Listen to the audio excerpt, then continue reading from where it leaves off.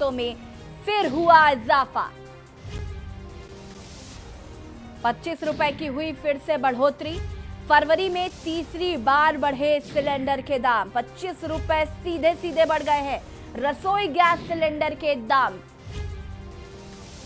हम लगातार बात कर रहे हैं कि किस तरीके से महंगाई अपनी चरम सीमा पर है। अब महंगाई को लेकर एक और बड़ा झटका लगा है। घरेलू एलपीजी सिलेंडर की कीमतों में फिर इजाफा हुआ है। 25 रुपए की बढ़ोतरी हुई है सिलेंडर में। बड़ी खबर आपको दिल्ली से बता रहे हैं। लगातार महंगाई बढ़ती जा रही है, आपको बता दें, और आम जनता काफी परेशान है। लगातार हम बात करते हैं कोरोना काल की भी, जिस तरीके से लोगों के रोजगार छिन गए और लगातार अब गैस सिलेंडर के दाम बढ़ रहे हैं, पेट्रोल डीजल के दाम बढ़ रहे हैं, आलू प्याज महंगा हो रहा है। आम जनता का अब जीना मुश्किल हो गया है। लगातार दाम बढ़ने की वजह से अब आम जनता कहीं ना कहीं परेशान हो गई है। रोज कमाने खाने वाले लोगों के लिए भी कहीं ना कहीं रोजी रोटी का संकट आकर खड़ा हो गया है।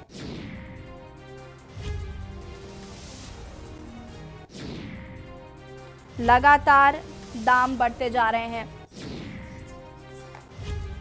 और इसी खबर पर ज्यादा जानकारी के साथ दिल्ली ब्यूरो चीफ अमित दुबे हमारे साथ जुड़ चुके हैं और मध्य प्रदेश स्टेट हेड अवधेश चंद्रवंशी जी जुड़ चुके हैं। सबसे पहले आपके पास आएंगे अमित, जिस तरीके से लगातार महंगाई बढ़ती जा रही है, अभी आम आदमी पेट्रोल डीजल के जिस तरीके से दाम बढ़ रहे हैं उनसे नहीं उबर पा रहा है। अभी हाल ही में गैस सिलेंडर के दाम बढ़े, उससे नहीं उबर पा रहा है। अब 25 रुपए और महंगा हो गया है गैस सिलेंडर। जी बिल्कुल, देखिए लोग कहीं ना कहीं राहत की उम्मीद कर रहे थे कि किस तरह से डीजल पेट्रोल के दाम जिस तरह लगातार बढ़ रहे हैं, सरकार हो सकता है इस पे कुछ राहत दे, लेकिन उसके साथ में एलपीजी का बढ़ना इस बात को दर्शाता है कि शायद सरकार के पास भी कोई विकल्प नहीं नजर आता है और जो आर्थिक संकट बाद देश की अर्थव्यवस्था खराब हुई है उसकी भरपाई कहीं ना कहीं डीजल, पेट्रोल और गैस के जरिए ही सरकार कर रही है। और यही बड़ी वजह है कि तमाम, हालांकि राज्य सरकारों, जिन राज्यों में खासतौर चुनाव है, चाहे असम की बात करें, पश्चिम बंगाल की बात करें, जिन राज्यों में चुनाव है उन राज्यों में जरूर कुछ राहत मिली है, यानी 1 से 1.5-2 रुपए जो है वो पेट्रोल और डीजल के दाम कम किए गए। लेकिन ऐसे में एलपीजी का बढ़ना इस बात को दर्शाता है कि सरकार के पास भी शायद कोई विकल्प नहीं है और विपक्ष भी हाथ पे हाथ धरे बैठा और लोग अपनी खासतौर इस महंगाई की मार से जूझने को मजबूर है। जी अमित, लगातार हम बजट की बात कर रहे थे। बजट में आम आदमी को उम्मीदें थी कि बजट से कुछ राहत मिलेगी, नहीं मिल पाई। यूपी सरकार का बजट आया, आम जनता को उससे उम्मीदें थी, लेकिन जिस तरीके से महंगाई बढ़ रही है, अब गैस सिलेंडर के दाम भी अब बढ़ने लगे। पेट्रोल डीजल, हम बात करते हैं पेट्रोल डीजल की तो कटौती आप आम जिंदगी में कर सकते हैं, आप कोई और विकल्प ढूंढ सकते हैं, लेकिन गैस सिलेंडर का क्या विकल्प है? जिस तरीके से प्रधानमंत्री नरेंद्र मोदी ने इस बात की योजना चलाई थी कि अब किसी भी महिला को रसोई जो चूल्हा होता है उसमें रोटी नहीं बनानी पड़ेगी, हम सबको गैस सिलेंडर मुहैया कराएंगे। अब पेट्रोल, जब इस तरीके से गैस सिलेंडर के दाम बढ़ेंगे तो वापस क्या हम चूल्हे पर खाना बनाना शुरू कर दें? अमित जी बिल्कुल, देखिए सबसे बड़ी चीज है कि जो पिछली बार गैस के दाम बढ़े थे उसका इतना बड़ा असर दिखा था कि तमाम जो खासतौर गैस एजेंसियां जहां सप्लाई जो है वो पर महीने जो है 500 से 600 सिलेंडर होती थी, वहां भी से जो सप्लाई है वो काफी घटी है।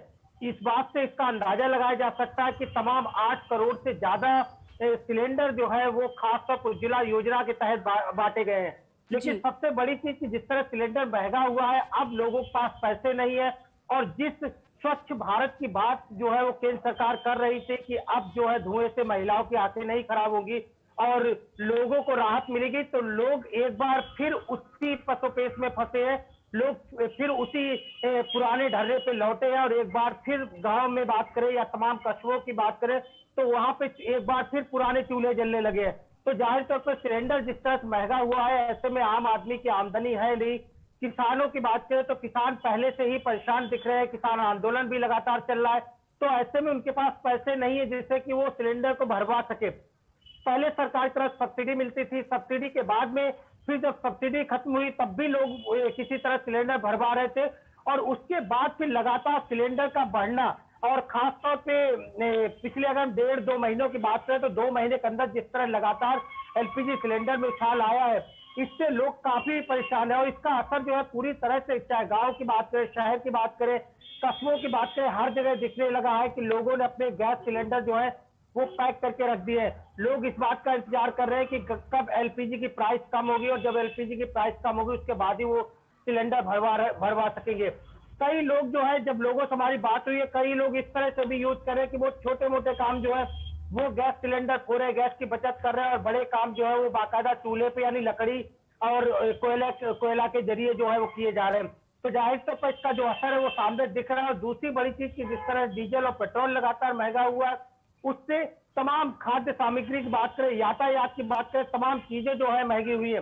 खासतौर पर अगर महाराष्ट्र की बात करें तो 26 फरवरी के बाद 1 मार्च से जो टैक्सी और ऑटो का जो किराया है वो वहां पे बढ़ाया गया है। तो जाहिर तौर पे आगे आने वाले दिनों में लोगों को ज्यादा कीमत चुकानी पड़ेगी, और इसका असर खासतौर पे डीजल, पेट्रोल और एलपीजी या सीएनजी गैस की बात करें तो इन सबके दामों से ही अर्थव्यवस्था और आम आदमी की जिंदगी प्रभावित होती है, और उसका असर जो है अब लोगों की जिंदगी पे दिखने लगा है। बिल्कुल अमित, कहीं ना कहीं आम आदमी बहुत ज्यादा परेशान हो चुका है इस बढ़ती हुई महंगाई से। अवधेश जी हमारे साथ जुड़े हुए हैं, एमपी से स्टेट हेड हैं। अवधेश जी, आपसे जानना चाहेंगे, जिस डिजिटल इंडिया की बात करी जाती है, जिस एक नए भारत का निर्माण हो रहा है आज, लेकिन जिस तरीके से महंगाई बढ़ रही है, क्या ऐसे नए भारत का निर्माण होगा? क्या हम वापस अब चूल्हे में रोटियां सेकना शुरू कर दें और ये जो गाड़ियां खरीद रखी है उनको बेचकर साइकिल से जाना शुरू कर दें? क्योंकि महंगाई तो लगातार बढ़ती जा रही है, रोजगार है नहीं लोगों के पास, लोग क्या करेंगे? जी बिल्कुल, कह सकते हैं कि इस राष्ट्रव्यापी महंगाई में पेट्रोल के अच्छे दिन आ गए हैं, एलपीजी के अच्छे दिन आ गए हैं, महंगाई के अच्छे दिन आ गए हैं। बिल्कुल, क्योंकि अच्छे दिनों की तलाश आदमी अपने विकास को लेकर के कर रहा था, लेकिन इस वक्त महंगाई के जिस तरह से अच्छे दिन आए हैं और महंगाई जिस तरह से बढ़ती जा रही है, बिल्कुल रूप से निश्चित तौर पर ऐसा ही लगता है जैसा कि आपने कहा कि हम फिर से रूढ़वादी युग की तरफ चले जाएंगे और आदिकालीन के समय जैसे हम लकड़ियों में बनाया करते थे। हालांकि उसका अब रूप परिवर्तित हुआ है। जैसे पहले लोग लकड़ी और कोयले का उपयोग करते थे, अब वह लकड़ी और कोयला उतनी अधिक मात्रा में नहीं मिल पाता, तो लोग उसका एक सब्स्टिट्यूट यानी कि इंडक्शन की तरफ बढ़ रहे हैं। तो एलपीजी का एक सब्स्टिट्यूट, जैसे कि उससे क्या है, इलेक्ट्रिसिटी की भी दर जो है बढ़ रही है, तो कहीं ना कहीं हमें इस ओर ध्यान देने की जरूरत है, क्योंकि एलपीजी हमारे आम जिंदगी के उपयोग में वो होने वाली चीजें हैं जिसकी अब हमें आदत पड़ चुकी है। हमारे महिलाओं को हमारे घर में उसकी लत पड़ चुकी है। अब हम घर में चूल्हा नहीं जला सकते हैं, अब हम घर में कोयला नहीं जला सकते हैं। तो ऐसे में अगर आप एलपीजी महंगा करते हैं तो इंडक्शन की ओर लोग जाते हैं या उसको अब झेलने के लिए कहीं ना कहीं मजबूर होते हैं। तो ऐसे में निश्चित तौर पर एक बेहतर ध्यान देने की जरूरत है। जिस तरीके से एलपीजी के दाम लगातार बढ़ाए जा रहे हैं, यह निश्चित तौर पर एक आम जनमानस के जो आर्थिक जो बैंक है, आर्थिक जो अर्थ है, उस पर बड़ा भारी प्रभाव पड़ने वाला है। जैसे कि अगर हम बात करें तो मुद्रास्फीति लगातार बढ़ रही है और सकल घरेलू उत्पाद यानी कि जीडीपी लगातार हमारी घट रही है। अगर हम पिछले केवल दिसंबर से फरवरी की बात करें तो मुद्रास्फीति हमारी थी 7.6%, 6 से 7.6% तक थी। वही अब 2 अंकों में पहुंच गई है, जो कि 11 से 12% हो गई है। और वही सकल घरेलू उत्पाद यानी कि जीडीपी की बात करें तो जहां -8 रहने का, उनका संकुचन होने का, -8 रहने का जो उम्मीद थी, वह -23 तक पहुंच गई। तो इस तरह से बड़ी ही डवाडोल वाली स्थितियां उत्पन्न हो गई है। अब इस पर जो है अर्थशास्त्रियों का कहना है कि सरकार को गहन चिंतन करने की जरूरत है, गहन ध्यान देने की जरूरत है, तभी इन स्थितियों को संभाला जा सकता है। वरना स्थिति ऐसी बेकाबू हो जाएगी कि भूखमरी जैसी स्थितियां भी हम इसी देश में देखने को अब मिलेंगी।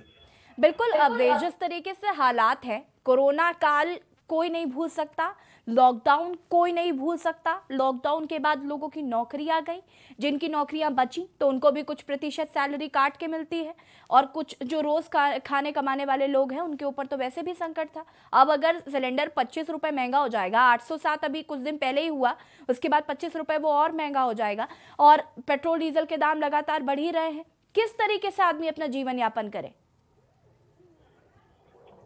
देखिए, एनएसएसओ नेशनल सैंपल सर्वे कहता है कि करीब 22% लोगों की नौकरी गई है और 40 से 45% लोगों की जो आय है वो कम हुई है, यानी कि 10 से 20% तक उनकी सैलरी घटी है। अब ऐसे में जहां पर हमारी इनकम घट रही हो, वहां पर महंगाई का बढ़ना और किस तरीके से उसको मैनेज करना, ये बड़ा ही चैलेंजिंग विषय है। जैसा कि आपने भी बताया कि अब कोविड एक जो महामारी थी, उसने 1 साल तक पूरी दुनिया को हिला रखा, लेकिन उसका प्रभाव इंडिया पर भी बहुत ज़्यादा पड़ा। जी। इंडिया पर कुछ समय तक हमें सब्सिडी के नाम पर कुछ गिने-चुने लोगों को जो है खाद्य पदार्थ मुहैया कराई गई, कुछ ऐसे सामान मुहैया कराए गए। अब जिसका जो कर्ज है, उसका जो मूल्य है, वो अब सभी लोगों को उल्टा चुकाना पड़ रहा है, जो कि बहुत ही भारी पड़ रहा है। ऐसे में सरकार को कोई ऐसी रणनीति बनानी चाहिए कि जो लॉन्ग समय तक, यानी कि लंबे समय तक उसकी भरपाई करे। एक निश्चित समय में या बिल्कुल कम समय में उसकी भरपाई न की जाए, जो कि महंगाई के तौर पर इतना अधिक बढ़ जाए कि हमने कोविड में जिनको बचाया है, अब कोविड से बड़ा संकट हम महंगाई के रूप में ला करके एक बार फिर से खड़ा कर दे, और वैसी ही भुखमरी स्थिति, जैसा कि हमने कोविड में जिनको भूखमरी से बचा लिया, अब उन्हीं को हम दोबारा भुखमरी पर ला करके खड़ा कर दे। यह निश्चित रूप से एक निंदनीय विषय है, और इस ओर अब हमारी सरकार को बेहतर ध्यान देना होगा और कोई ऐसी निश्चित और एक अच्छी रणनीति बनानी होगी जिसके तौर पर महंगाई ना बढ़े और सरकार की आय बढ़ जाए, लोगों का विकास बढ़ जाए, और एक निश्चित तौर पर छोटे छोटे रकम के रूप पर उनसे जो है वो अदायगी की जाए। जी। हमारे साथ दिल्ली से ब्यूरो चीफ अमित दुबे भी जुड़े हुए हैं। अमित, मैं आपसे जानना चाहूंगी, जिस तरीके से महंगाई लगातार बढ़ रही है, रोजगार नहीं है, विपक्ष की कोई भी यहाँ पर हम नहीं देख पा रहे कि विपक्ष कहीं पर भी दिख रहा है। अभी मैं कल किसी कांग्रेस प्रवक्ता को भी सुन रही थी, तो उन्होंने कहा कि स्मृति ईरानी अपने टाइम पर सिलेंडर लेकर खड़ी हो जाती थी और धरने पर बैठ जाती थी। आज क्यों नहीं बैठ रहा है विपक्ष? आप भी सिलेंडर लेकर बैठिए, आपको रोका है क्या किसी ने? लेकिन नहीं, आप सिर्फ किसान आंदोलन में बिजी है, किसान आंदोलन को लेकर बातें करते हैं। इस तरीके के बयानबाजी विपक्ष की भी देख रहे हैं। विपक्ष भी कहीं मजबूती से खड़ा नजर नहीं आ रहा है जनता के साथ।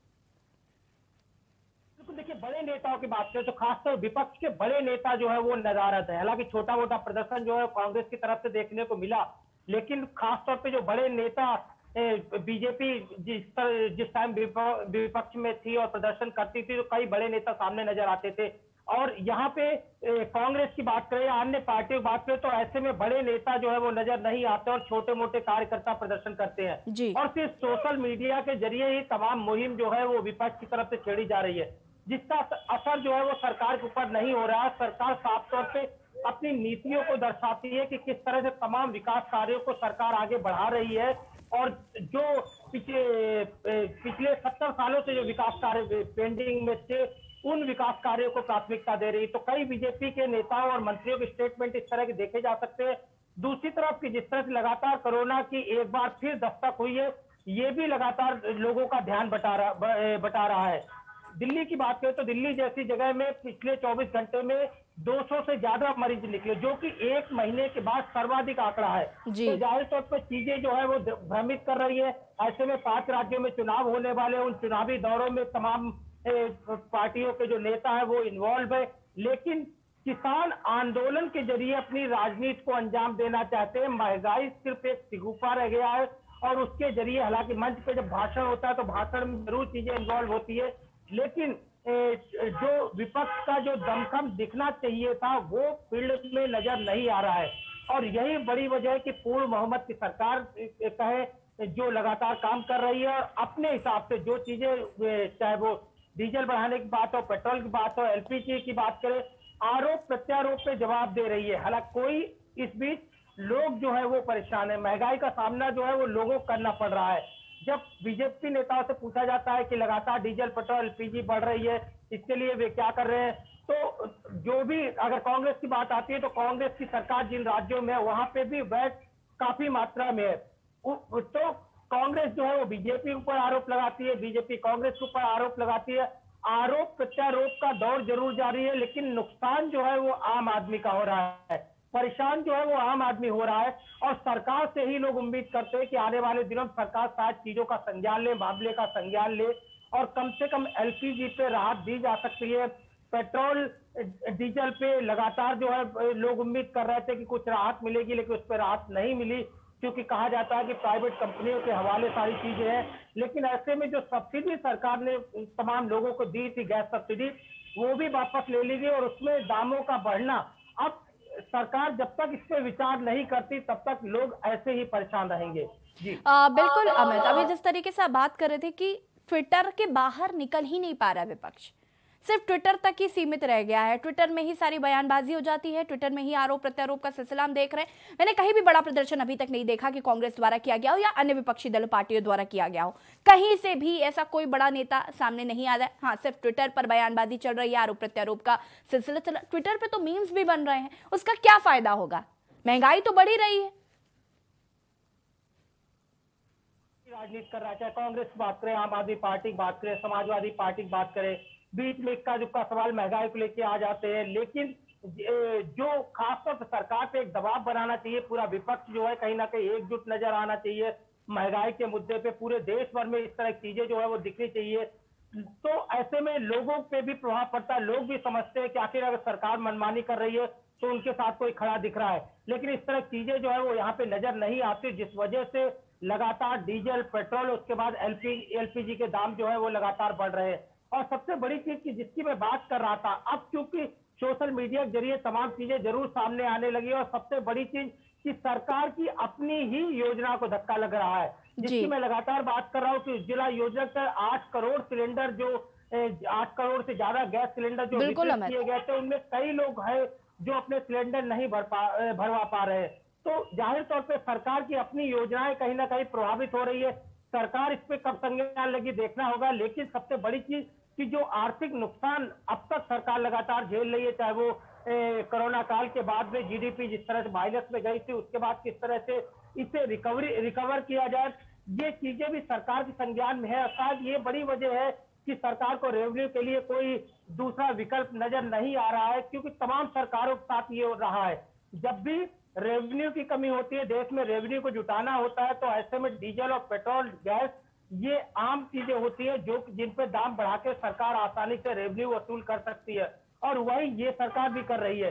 लेकिन सबसे बड़ी चीज की विपक्ष को जिस तरह पूरा बजट सत्र निकल गया, महंगाई को लेकर कोई चीज सामने नहीं आई। जो रोड पे या रोड के बाहर पार्लियामेंट बाहर प्रदर्शन बात करें, उस तरह की चीजें नजर नहीं आई। इससे भी आम आदमी कहीं ना कहीं दुखी है, और उसे लगता है कि अब उसकी सुनने वाला कोई यहाँ नहीं है। बिल्कुल अमित, कहीं ना कहीं विपक्ष की बात करें तो विपक्ष सिर्फ महापंचायतों में ही बिजी है, महापंचायतों का दौरा कर रहा है, वहां जाकर भाषणबाजी हो रही है। लेकिन महंगाई जिस तरीके से बढ़ रही है उस और किसी का कोई ध्यान नहीं है।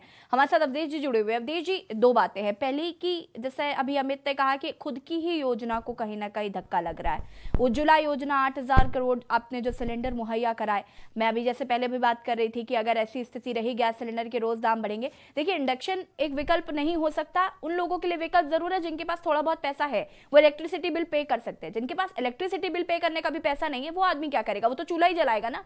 तो कहीं ना कहीं आपकी योजना को भी धक्का लग रहा है। दूसरी बात ये कि राज्य सरकार रियायतें दे सकती थी, छत्तीसगढ़ को छोड़कर बाकी और जहां पर कांग्रेस की सरकार है वहां पर भी वैट बहुत ज्यादा है, और बाकी भाजपा शासित जो राज्य है वहां पर फिलहाल बजट अभी आ ही रहे हैं। यूपी का भी बजट आया, लोगों को बहुत उम्मीदें थी। मैं मध्य प्रदेश की अगर बात करूं तो मध्य प्रदेश में क्या रियायत मिल सकती है किसी को? देखिए, मध्य प्रदेश की अगर बात करें तो मध्य प्रदेश राजस्थान के बाद सबसे अधिक वैट लेने वाला राज्य है पेट्रोल और डीजल पर, पेट्रोलियम पदार्थों पर। ऐसे में चर्चा निश्चित रूप से यहाँ पर की जानी चाहिए, और विधानसभा में कल तीसरे दिन इस पर चर्चा शुरुआत की भी गई, लेकिन विधानसभा स्पीकर ने इस पर चर्चा को आगे नहीं बढ़ाया, जिसके चलते कांग्रेस ने जो है करीब 1 घंटे तक विधानसभा से बहिष्कार भी कर दिया था। तो इस तरह की स्थितियां देखने को मिली, लेकिन इसका कोई रिजल्ट निकल करके सामने नहीं आया जी। तो मध्य प्रदेश में निश्चित तौर पर सबसे ज्यादा वैट और सबसे ज्यादा सेस वसूला जाता है, जिसकी वजह से यहाँ पर पेट्रोलियम पदार्थ की कीमत जो है पूरे भारत में सबसे अधिक हो जाती है। लेकिन इस पर चर्चा की जाने की कोशिश तो की जा रही है। जैसा कि मैं यहाँ पर आपको सरकार की स्थिति बताऊं, करीब 126 जो है 126 विधायक जो है बीजेपी के पास है, जिसमें जो फ्रंट फुट पर खेलने वाले कांग्रेस के विधायक थे, जो कि 25 से 26 की संख्या थी, वो अब बीजेपी में जाकर के शामिल हो गए हैं। जिसकी वजह से हो क्या रहा है, कांग्रेस अपने आप को यहाँ पर बैकफुट पर पा रही है, और कांग्रेस के प्रथम पायदान पर जो रहने वाले नेता थे, जो विरोध के स्वर जो है जो मुखर किया करते थे, अब वह जाकर के बीजेपी में शामिल हो चुके हैं। ऐसे में कांग्रेस यहाँ पर बड़ी अकेली पड़ जा रही है। कांग्रेस की संख्या यहाँ पर 96 है। हालांकि संख्या बल एक तरीके से देखें तो ठीक ठाक है, लेकिन वह विरोध जो करना चाहिए असल मायने में वह फ्रंट फुट पर उनके बड़े नेता आकर के कर नहीं पा रहे हैं, जिसकी वजह से इस पर कोई निष्कर्ष निकलता हुआ नहीं दिखाई दे रहा है। अगर हम पेट्रोलियम पदार्थ की बात करें तो 2014 से लेकर अब तक पेट्रोल के अंतरराष्ट्रीय मार्केट में करीब 40% की गिरावट आई है और जबकि 68% की उछाल आई है एक्साइज ड्यूटी में। तो अब आप अंदाज लगाइए कि अंतरराष्ट्रीय कीमत जो कि पहले तेल का था लगभग $106.85 प्रति बैरल, यानी कि 159 लीटर। तो अगर वो रेट दोबारा से रिकवरी करती है तो निश्चित तौर पर आप मानिए कि पेट्रोल के रेट जो है हमारे 200 के आसपास पहुंच जाएंगे, जो कि विश्व में एक बड़ा ही अचरज अजूबा होने वाला है। अभी हालांकि रेट जो है 40% तक घटे हैं, तब हमें 68% अधिक महंगे रेट पर यानी कि 100 रुपए में पेट्रोल मिल रहा है। अब अगर अपनी वास्तविक कीमत को यह छूता है तो निश्चित तौर पर हमें गाड़ी जो है अपनी वापस केवल खड़ी करनी पड़ेगी और एक दिखावे के लिए एक भविष्य में कि हम कभी ऐसी गाड़ी चलाया करते थे, इस तरीके से देखने भर के लिए अब यह गाड़ियां रह जाएंगी। कुछ इसी तरीके से जैसा कि आपने एलपीजी की भी चर्चा की, अब बड़ी संख्या में लोग जो है अलमारियों में बंद करके एलपीजी को रखने लगे हैं कि भविष्य में जब कभी सस्ता होगा तब अब दोबारा इसमें हम गैस डलाएंगे और इस एलपीजी को उपयोग करेंगे, क्योंकि उसकी महंगाई दर जो बढ़ती जा रही है, जिस तरीके से इनकम घटी है और महंगाई बढ़ती जा रही है, अब लोग उसका सब्स्टिट्यूट की ओर जा रहे हैं और निश्चित रूप से अब उनके पास कोई ऐसा उपाय नहीं है। तो पुरानी युग परंपरा जैसा कि आपने बताया कि लकड़ी और कोयले की ओर अब देश फिर से बढ़ रहा है। जी, अब देखिए यहाँ पर एक और बड़ी बात, जब लगातार जिस तरीके से महंगाई बढ़ रही है उस हिसाब से अब अपराध भी बढ़ने लगा है, क्योंकि आदमी के पास खाने के लिए कुछ है नहीं, रोजगार है नहीं, तो आदमी चोरी चमारी डकैती कर रहा है, अपराध भी लगातार बढ़ता जा रहा है। तो सिर्फ महंगाई बढ़ने की वजह से पूरे देश का हर एक नागरिक बहुत ज्यादा परेशान हो चुका है कहीं ना कहीं इस स्थिति से। और अगर लगातार यही स्थिति रही, पेट्रोल डीजल के दाम इस तरह से बढ़ेंगे, एलपीजी गैस सिलेंडर के दाम इस तरीके से बढ़ेंगे, आलू प्याज आसमान छुएगा, तो फिर आम आदमी अपना जीवन यापन कैसे करेगा, ये तो भगवान ही मालिक है।